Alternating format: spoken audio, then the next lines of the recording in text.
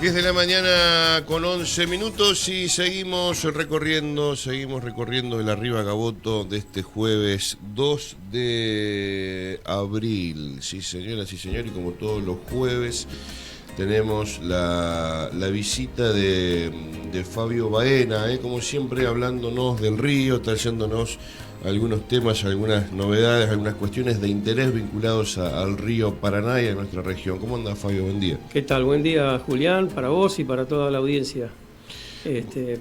Hoy es un día muy particular. Sí, señor. Es un feriado por Semana Santa, pero particularmente por el 2 de abril, que se conmemora, digamos, los caídos en Malvinas, ¿no? Ya 20 años largo que pasó. Y traigo un bloquecito cortito como para charlar de lo que significó ese desembarco para la recuperación de las islas y de lo que, para comentar algo distinto de lo que se habla generalmente en esta fecha, para entender de lo que pasa en Malvinas, que podría estar pasando para Argentina, ¿no? De lo que hace Inglaterra en Malvinas.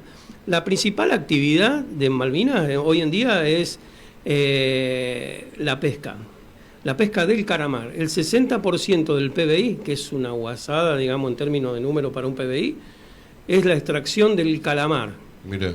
Que lo explotan países como España, como Taiwán, como Corea del Sur, vendiendo a Inglaterra las licencias de extracción de forma ilegal, digamos, que es lo que reclama Argentina permanentemente. Claro.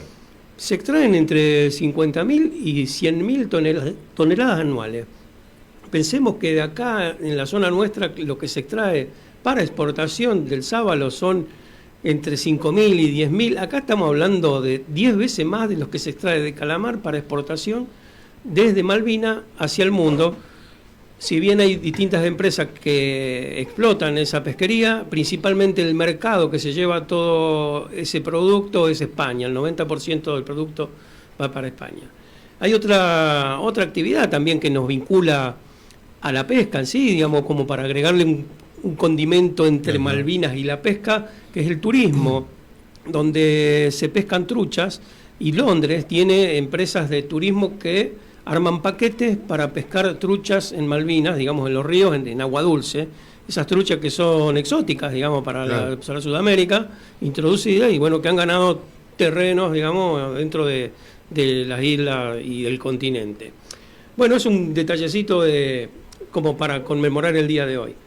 Bien, mira, la verdad que me descolocaste con los números.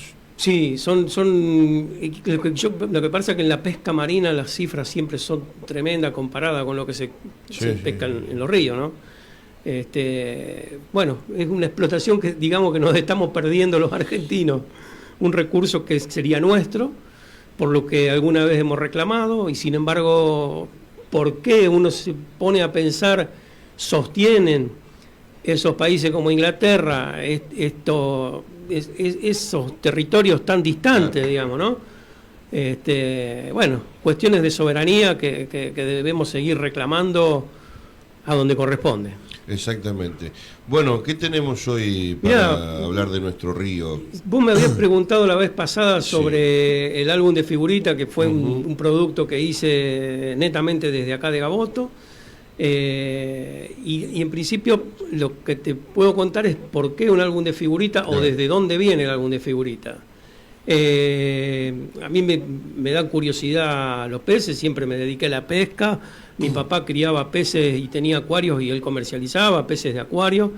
Entonces empecé a entender un poquito desde el lado de la pesca o desde el lado del acuarismo a reconocer especies que a veces son poco frecuentes.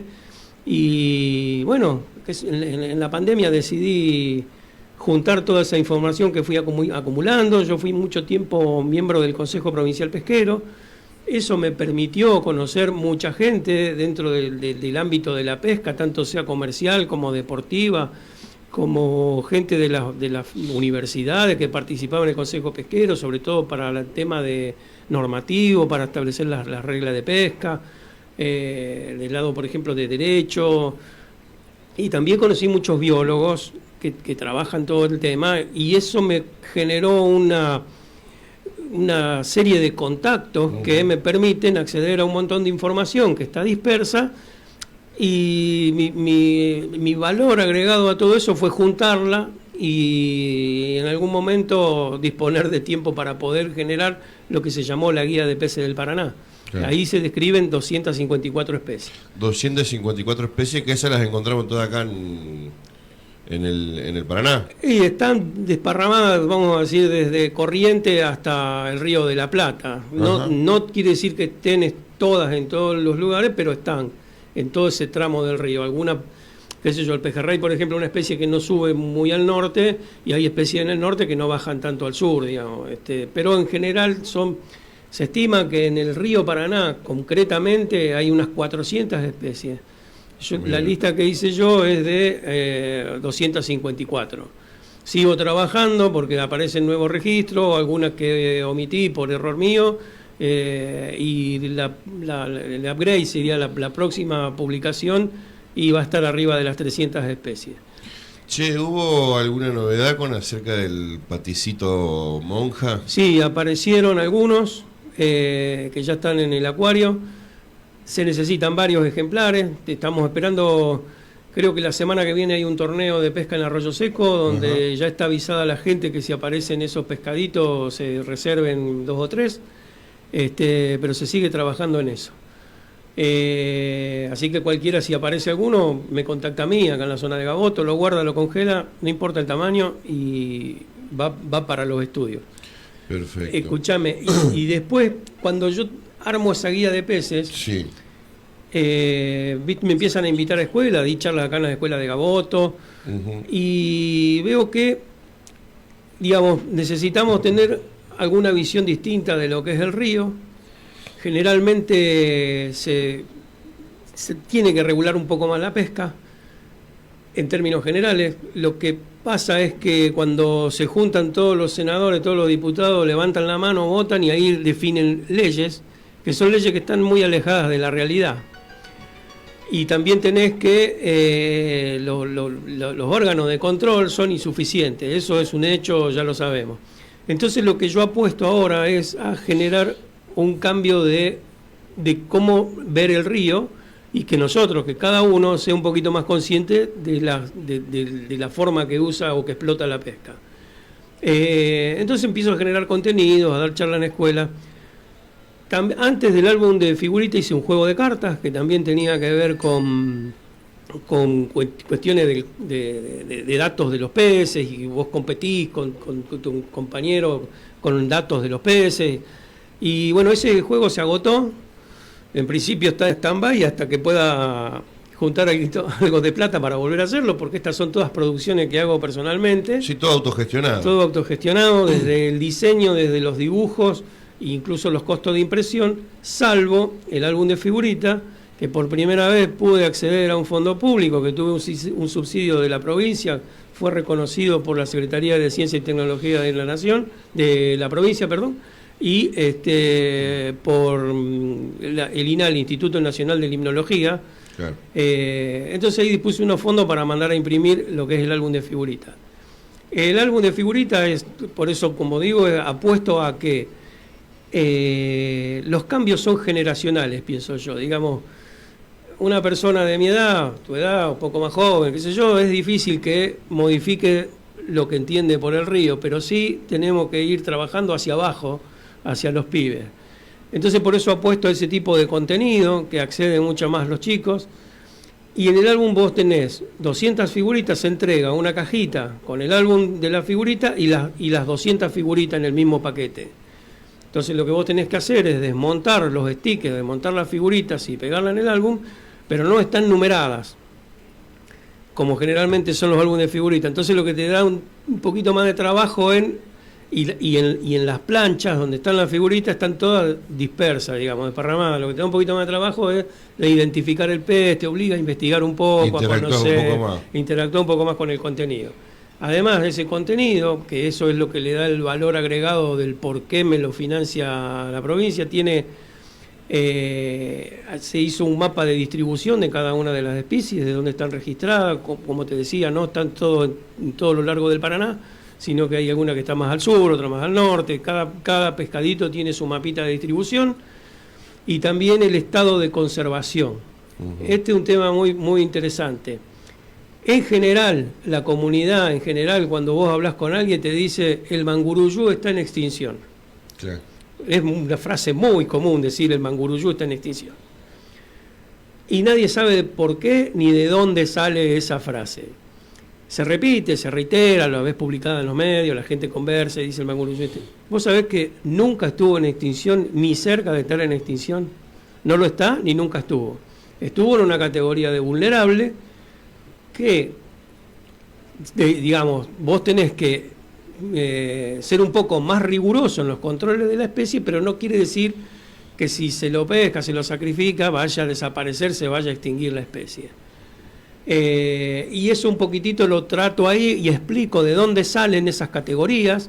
Está la Unión Internacional para la Conservación de la Naturaleza, que es una institución a nivel global donde participan estados y instituciones privadas, institutos de investigación, donde hay un conjunto de gente que trabaja en definir el estado de situación de cada una de las poblaciones y define 6 categorías, ¿viste? Desde preocupación menor a casi extinto.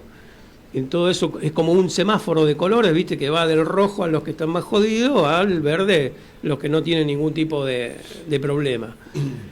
Y eso está publicado ahí, ayuda a entender un poquitito de dónde salen. Esas categorías se definen, se juntan un montón de profesionales, ¿viste? Que dicen, bueno, este pescadito acá sale más, sale menos, van rejuntando datos y tienen parámetros que tienen que analizar no solamente el pez en general, sino la capacidad reproductiva que tienen, si tienen condiciones en el hábitat, que generalmente lo que más condiciona a las poblaciones es la calidad del hábitat, más allá de lo que uno siempre suele observar que es la pesca, y la pesca está muy lejos de ser una de las condicionantes más importantes, como ya hemos hablado otras veces, la contaminación, la represa, la extracción de agua para riego, todas esas cuestiones tienen incidencia sobre las poblaciones mucho más que la propia pesca de extracción. Bueno, en el álbum se cuentan todas esas cosas, que es una información adicional, digamos, un álbum generalmente de figuritas, uno lo completa y queda tirado por ahí. Este es un documento que sirve para consulta y para entender estas cuestiones de... Después también hay una comparativa de tallas, la intención de uso. Son 200 especies. Si nosotros hablamos de pesca, yo creo que no llegamos a 50 especies que se pescan, a que tienen algún interés como para comer. No sé, desde del surubí a un amarillito, en el medio podemos 20 principales y le podemos agregar más 30 complementarias. Y sin embargo, vos decís, ¿de dónde salen 200 especies? Hay muchas especies que no se pescan, que no se ven, porque tienen una alimentación muy particular, por ejemplo, peces herbívoros, que tampoco se enganchan en las redes porque son muy chiquitos. Entonces yo ahí armo en la fichita de cada una de las especies le agrego la intención de uso, para qué sirve ese pez. Lo principal que se separa es que sirve para pesca, para consumo, digamos, para entretenimiento, como es la pesca deportiva. Es un temita que vamos a hablar la próxima semana. Y a veces se usa para carnada, como pasa con los cascarudos, con las morenas, con las anguilas, y hay muchísimas especies que se usan para acuarismo, en donde además se exportan para acuarismo. No sé, yo te cito algunas, las chanchitas, algunas especies de mojarras muy coloridas, todos esos bichitos. Hay algunas bogas muy chiquititas también que tienen rayado, entonces las hacen muy vistosas en las peceras. Son peces que se pueden mantener muy bien, que comen alimento balanceado y se crían inclusive en acuarios. Entonces ahí agrego como dato complementario el interés de uso de cada una de esas especies, que son formas de explotar el recurso, un recurso renovable. Vos lo podés explotar de alguna forma regulada, moderada, y tenés un recurso eterno, digamos, ¿no? De pesca, de acuarismo, de lo que sea. Bueno, es un repaso general del objetivo de este álbum de figuritas. Vamos a ver si armamos para la semana que viene un sorteo de un ejemplar de este álbum. Ya vamos a estar comunicando, me imagino, a través de... Sí, en las redes de la radio vamos a estar... de cuál va a ser la forma, el método para que algún gabotero acceda a ese material. Bueno, en principio es eso. Y si no, ¿cómo se puede adquirir? ¿Vos lo tenés a la venta, a través de las redes, en algún lado se puede conseguir? Sí, nosotros generalmente nos manejamos mucho con la venta por Instagram, digamos, que lo administra mi hija. Eso para todo envío afuera de Gaboto o de Rosario, que mi hija está en el Rosario, ella desde ahí tiene un poquito más centralizada la comercialización. En Gaboto yo tengo en casa, me contacta el Instagram en el Instagram que tenemos no solamente es de venta, sino que estoy haciendo publicaciones permanentemente, como hicimos la del Paticito Monja. Todos los domingos hago alguna publicación comentando algún tema en particular, o sea que hago las fichas de peces para la revista El Pato. Todos los meses sale una, este mes sale la de las morenas, que son como 5 especies distintas, las morenas, y una las ve y parecen que son todas iguales. Y bueno, todo ese contenido está ahí, incluso tenemos un drive donde se pueden descargar de forma gratuita todas esas fichas que hacemos, para que después alguien, si se las quiere imprimir en mejor calidad, las puede imprimir, y se va armando un albuncito de fichas de peces. Así que, bueno, ese material está en el Instagram, es todo junto, Guía Peces Paraná. Remite a la Guía Peces Paraná. Ahí vos encontrás un montón de material, no solo de consulta, sino que además podés descargarte información. Bueno, muy bien. Así que vamos a sortear el álbum, que más que un álbum es como una guía, ¿no? Sí, tiene un doble sentido. En el fondo, en realidad, es un material, es una bibliografía para guardar, para almacenar. Y lo del álbum de figuritas es como un juego de ir pegando la figurita, claro. Y te invita también a no solamente pegar una figurita como cualquier papelito, digamos, sino que tenés un contenido que acompaña una explicación de lo que significa cada una de esas especies. Es una estrategia que innovamos, vamos a decir de alguna manera, tratando de atraer al público, a los chicos, de llegarle de alguna otra manera a los chicos con la información. Y como es una estrategia, son riesgos que uno corre en ver si funciona o no funciona, si realmente se logra lo que uno espera, pero en algún punto siempre hay que apostar a hacer cosas nuevas, ¿viste? Vamos a hablar con la gente de Panini ahora cuando termine el Mundial, a ver si le puede salir. Bueno, este año va a ser complicado para mí porque tengo una competencia un poco importante, ¿no? Para el mercado de la figurita. Pero es Fabio, así. Bueno, entonces quedamos así, el jueves que viene hablamos de pesca deportiva y sorteamos el álbum. Sí, el jueves que viene vamos a hablar de el concepto real de la pesca deportiva, porque hay una cuestión que se está dando muy particular, algo, viste que en general uno habla de pesca deportiva y no se sabe bien qué significa como deporte. Y hay como una pelea entre la pesca comercial, el deportista, el artesanal, como que no hay mucha buena onda. No, siempre, ambos, ¿no? Siempre hubo una cosita. Yo ahí lo veo distinto, en realidad la pelea es del deportivo con el comercial. El comercial me dijo que no se engancha tanto en esa pelea, porque está en su laburo. Pero existe un venenito ahí. Sí, el pescador deportivo siempre ve muy negativo. Claro, uno quiere ir a pescar un doradito y cuando lo ve, no sé, en la bancada de una canoa, dice, este pescadito lo podría haber pescado yo, y me sacaba la foto, una cosa así. Existe ese conflicto, pero hay algunas cuestiones que hay que entender. De que sí, pero otro está laburando. Está laburando. La pesca comercial no va a desaparecer nunca, porque, como ya lo hemos charlado, vos tenés comedores, tenés turismo a partir de eso. Es un recurso genuino de pescar para comer, para su laburo, digamos, una forma de trabajar con el río. Mirá qué detalle, hablaba ya que nos metemos en el tema, conozco un pescador comercial que acá en Gaboto lo conocen bastante, que ha trabajado con las instituciones, el Negro Grilar le dicen acá, es de Rosario este muchacho. Yo he compartido mucho en el Consejo Pesquero y he aprendido mucho de él sobre pesca comercial. Y él me decía que no le gusta la canción La oración del remanso. Ah, la de Fandermole. La de Fandermole. Que en realidad dicen que no es de Fandermole, pero la registró. Bueno, la que registró es Fandermole. Puede ser. No conozco esos detalles, pero en principio, viste que romantiza al pescador del río, lo dibuja como... Y él dice, no me gusta tanto que nos romantice, porque nosotros somos laburantes del río. Es un trabajo para nosotros.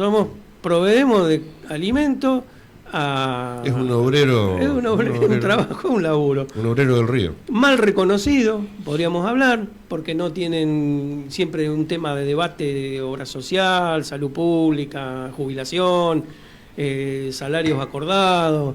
Es un tema de debate eterno, creo que va a seguir siéndolo, pero hay que entender esa mirada. Después podemos discutir si se pesca más de lo que se debe, si los tamaños de los pescaditos, pero en principio hay que reconocer a la persona como un trabajador del río. Nos vamos un poquito por la rama, pero el tema de, pero son temas que son de vigencia. Y como tal tiene que tener sus derechos.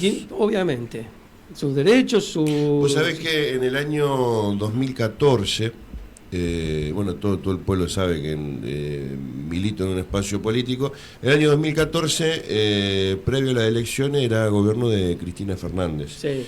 Y sale lo que es el famoso monotributo social. Exacto. Bueno, hicimos toda una movida, finalmente llegaron las chatas de... O sea, era monotributo, pero al ser social lo manejaba la ANSES. Claro.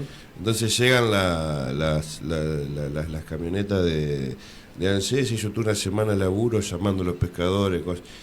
Bueno, cuando llegaron para el momento para hacer los carnés, los mismos acopiadores le cizañaron a los pescadores, que era todo un curro, y claro, nos sacaron a cacotazo de la costa.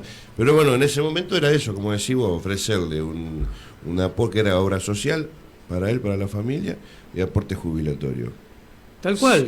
Pagando el monotributo social, que son nada, que es nada. Y yo creo que también han trabajado con economía solidaria. Claro. Que creo que incluye no solamente a los pescadores, sino que incluye a los huerteros. La CETEP, Garas UTEP. Bueno, sí, no tengo tanta profundidad en ese tema, pero entiendo que hay propuestas o hay alternativas para buscar salir de esa condición aparte precaria. Que teniendo facturación, vos podés meter el pescado en otros lados y pelear mejor precio. Seguro. Podés vendérselo al comedor de la escuela, por ejemplo. Pero ¿qué pasa? La escuela necesita factura. Entonces, listo, ahí tenés tu factura. Toda los estados, la compra formal, digamos, ahí necesita... Pero bueno, sé que es un tema complejo, es muy complejo en la comunidad, y no se limita solamente a Gaboto, sino que es una realidad a lo largo de toda la costa. Convengamos que la pesquería más importante, más concentrada, se desarrolla, o particularmente la del sábalo, que es la que siempre genera más conflictos, podríamos llamarlo así, se concentra en el sur de la provincia de Santa Fe, pongámosle de Santa Fe capital un poquitito más arriba, Santa Rosa de Calchina, hacia el sur, y ahora se extendió mucho hacia provincia de Buenos Aires, que era una provincia que no participaba en la pesca del sábalo. En la pesca del sábalo, porque se ha movido mucho el pescado hacia el sur, probablemente tiene que ver con las condiciones del río, de muchos años de bajante, busca más estabilidad en la altura, en los niveles de agua, y se ha concentrado mucho más la pesca allá, pero eso es parte de la dinámica del río. Ahora está allá, mañana está acá, y hay una comunidad que depende de esos bichos, y tienen que vivir. Hay que laburar. En estos días se estuvo hablando mucho, incluso nosotros acá lo hemos debatido con vos, y ayer hubo una columna muy interesante de Maxi Leo con las noticias del monte, hablando de lo que se busca llevar el Paraná 44 pies, el dragado. Eso es lógica, sin lugar a duda, que va a afectar al humedal, que va a afectar a la región, que va a afectar al río. Puede afectar también de alguna manera en que, como decías vos, especies desaparezcan de acá, que se vayan buscando más profundidad. No sé, te pregunto desde la ignorancia en cómo afectaría eso a futuro a la pesca, por ejemplo, que es un recurso que tenemos. No tenemos fábrica, pero está ese recurso. Esta es la fábrica. Claro. La pesca es el recurso. Claro. Vos, no sé, Gaboto, tenés problemas de energía eléctrica, tenés problemas... no tenés instalaciones de gas, no tenés... Entonces vos pensás qué industria se podría instalar acá con limitaciones en los servicios. Pero vos tenés tu fábrica, tu producto es el río, y tenés que saber explotarlo, no sé, a través del turismo, a través de la famosa chimenea verde, como exactamente. En cuanto al dragado de 44 pies, no lo tengo muy afinado, pero pude charlar con algunos ictiólogos, me dicen que no hay ningún estudio de impacto de lo que pasaría, y que tampoco lo hay a nivel global, como para decir, se toma de referencia de algún otro país, en algún lugar. Pero, en principio, el dragado a los 44 pies no se hace a lo largo de todo el recorrido, sino que lo que pude entender, en algunos sectores del río, donde se ve, como me imagino, como lomas transversales al río que impide que un barco pase, se comerá esa parte. En porcentaje, a lo largo de todo el río, no sé cuánto es eso. De lo que no está claro es a qué profundidad se lleva. Si esos 44 pies implica que se tengan que bajar 2 metros el nivel del río, en principio no sería una afección muy grande, pero si vos me decís que lo tenés que bajar 6 metros, 8 metros, claro, eso hace que el agua del Paraná escurra de forma más directa sobre el canal principal y no se llenen de agua los humedales, digamos, las islas, las lagunas, que eso, en principio, lo que jode es la reproducción de los peces. No llegan los sabalitos, los chiquititos, los sabalitos, los huevitos y las larvitas de los sabalitos, no llegan a las lagunas, no llegan a las islas, se mueren, no tienen dónde protegerse de los depredadores ni tampoco alimentos, porque en las islas, las lagunas, ahí hay mucha vegetación, hay mucho microcrustáceo, mucho lo que se le llama el fito y el zooplancton, que vos te estoy hablando de un pescadito que no llega al centímetro de largo, ¿no? Uh-huh. Ese pescadito, que son millones, porque justamente el recurso que tienen estos animales para sostenerse como especie es que la reproducción son de millones y millones, ¿a qué van con esa estrategia? A que por lo menos sobrevivan alguna cierta cantidad, y eso es lo que sostiene después una población. Si vos perdés todos estos humedales, si vos lo dejás todo tierra, olvídate que las especies no van a llegar a esos ambientes y esas poblaciones se van a perder. Eso es lo fundamental.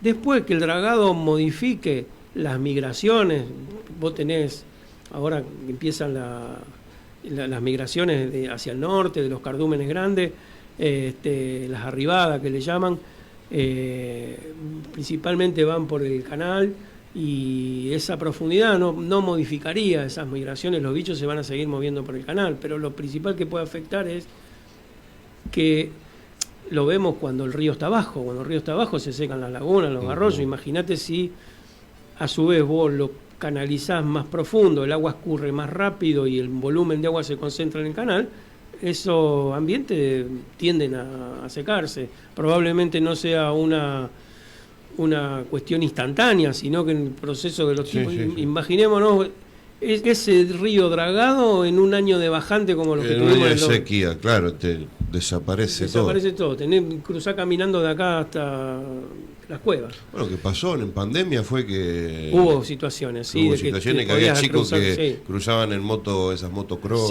Sí, salvo el canal principal, pero después tenías terreno de isla para caminar adentro. Bueno, así que esa situación... Si no hay estudio de impacto, porque seguramente algún impacto hay, porque recursos no creo que le falten a estas empresas para hacer esos estudios. Aún así, a mí siempre los estudios de impacto me generan dudas, porque yo creo que son muy fáciles de arreglar. Y sí, por eso te digo. Son muy fáciles. Para obras tan monumentales, en términos de guita, digamos, hacer aparecer un estudio de impacto que dé positivo, o al menos que no tenga impacto, y yo creo que es muy fácil. Tenemos un país que lamentablemente, yo digo, a una comparación, se reúne el gobernador en la provincia y tiene una mesa así como estamos nosotros ahora, está el gobernador en una punta, el ministro de Salud, el ministro de Seguridad, el ministro de Trabajo, y está el ministro de Medio Ambiente, y el gobernador hace un planteo: che, vamos a hacer esto, y el de Medio Ambiente levanta la mano y no le da pelota a ninguno. Los que hablan son los de Salud, los de Trabajo, los de Economía, ¿viste? Es una realidad. Cuestiones ambientales están muy postergadas. Así que, bueno, tenemos que vivir con esa realidad y de alguna manera hacer enterar a la comunidad las cosas que pasan para que tengamos opinión La única posibilidad que tenemos es un votito en una urna, pero es una realidad que trasciende Más allá del río. no solo el río, sino de las ideas políticas también. Es una realidad que a veces... A mí lo que me preocupa es que no hay un proyecto, o sea, he visto que decir medio ambiente. Después en educación uno tiene un libro, en salud el otro tiene otro libro, será mejor, será peor. Lo que me preocupa es que no hay un proyecto de poner, no sé, algo quinquenal o algo a 20 años. Decir, che, bueno, acá a 20 años, este libro, capaz que está equivocado, no sé, pero vamos a ir todo con este libro. Después si estamos equivocados, lo cambiamos. Pero por lo menos por 20 años, esté quien esté en el gobierno, al río vamos a trabajar sobre el río con este libro. Eso se llaman políticas públicas, digamos, que se no tiene hay. que sostener, que en general están todos de acuerdo. Pero a veces pasa que por solo hecho ser opositor, Claro. te negás o planteas una cuestión diferente, al margen de que vaya hasta incluso con tu propia ideología, pero solo por ser el hecho de opositor Sí, la función de opositor ya es para romper. Exactamente. Así que, bueno, tiramos de todo un poco en la mesa. Sí, pero está bueno que se pueda hablar estas cuestiones y más en estos momentos, ¿no? Donde quieren avanzar sobre la hidrovía, dicen. La hidrovía, sí, tema. La verdad que no he profundizado mucho, pero si hablábamos de que la represa es un problema, de que la contaminación es un problema, y nos quedamos solamente mirando al pescador que saca un pescadito de más o porque el sábalo era más chico, y nos estamos comiendo una hidrovía que va a ser un tema de preponderancia a nivel de represa, de contaminación, y entonces estamos apuntándole mal cuando cuestionamos que vos decís que la pesca deportiva se pone de punta contra el pescador comercial. Yo creo que hay que aprender a convivir. En el tema de sacar el pescadito del agua hay que aprender a convivir. No hay forma no tiene ningún sentido tirarse un palo de un lado para el otro. Exactamente. Mira, si el río es para todos, los pescaditos están y hay que saber usarlo, cada uno consciente desde su lugar, que también es a lo que yo apuesto cuando hago un librito, cuando hago algo de figuritas. Yo ya me cansé de ir a las reuniones del Consejo Pesquero, a plantear, a discutir, y me doy cuenta que no se modifica mucho. Entonces apuesto a que ahora la gente empiece a entender las cosas de otra manera. A lo que pasa abajo del agua es un misterio para muchos, inclusive para biólogos, técnicos, el pescador, la persona que se acerca al río adquiere sus conocimientos por experiencia, que son muy valiosos para los científicos, porque el pescador, la gente del río, le lleva información a los científicos y los científicos tienen las capacidades para poder procesar esa información y sacar conclusiones. Entonces, armar una comunidad alrededor del río para tratar de mejorar o sostener, me alcanza con sostener lo que hay y no seguir perjudicándolo. Exactamente. Bueno, Fabio, nos vemos el jueves que viene. Si Dale, Dios quiere, perfecto, nos vemos el jueves. Ahí pasaba Fabio Baena, como todos los jueves, con una columna, un espacio, un bloque dedicado al río, a lo que pasa en nuestros ríos, fundamentalmente en el Paraná, pero bueno, hablando en general del agua de nuestra región. Hasta el mediodía, seguimos en Arriba Gaboto, acá en 101.7, no te vayas. Remolinos, correderas, pedregales sumergidos, las gargantas de la muerte en mí. Remolinos, correderas, pedregales sumergidos, las gargantas de la muerte en mí.